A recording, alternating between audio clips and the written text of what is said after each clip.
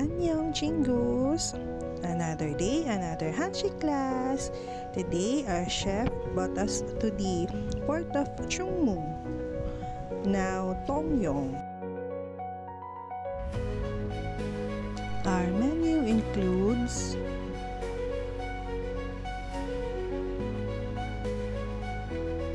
Chinggong Mochim or spicy seasoned squid, Mo Chojolim or pickled radish with vinegar, and Chungmu Kimbap or mini seaweed rice rolls.